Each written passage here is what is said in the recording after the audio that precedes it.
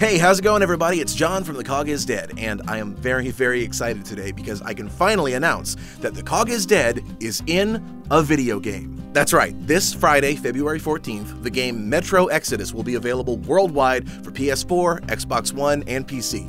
And somewhere in the game is a radio, and you can tune the dial on the radio to listen to different broadcasts and songs. And one of the songs you can hear is The Cog is Dead's Sorrow on the Rails from the album Full Steam Ahead. So I have been waiting almost a year to make this announcement, but of course couldn't say anything until close to the time of the game's release, but it is just so crazy and such an honor to have a song featured in a major release game. So, how did the song end up in the game? Honestly, I'm not totally sure. 1 year ago, my wife's monthly issue of Game Informer came in the mail.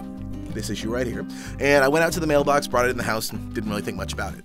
Then, 2 months later, this email comes to the Cog is Dead's inbox asking about licensing the song Sorrow on the Rails for a game called Metro Exodus. At the time, I hadn't heard of the Metro series. The games had a cult following, it was an underground success, but this was going to be its first major console release.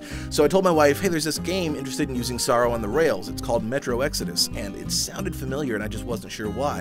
And she's like, oh yeah, I think that was featured in one of the recent Game Informers. So sure enough, I go and look, and I was like, holy crap, it's on the cover! So then I looked up the game's premise, and it was kind of scary just how well the song fits the game's setting. A lot of the game takes place on an old steam train traveling through Russia in the harsh nuclear winter. Sorrow on the Rails is a song about a bunch of wrongfully convicted prisoners on a train traveling through Russia in the harsh Siberian winter.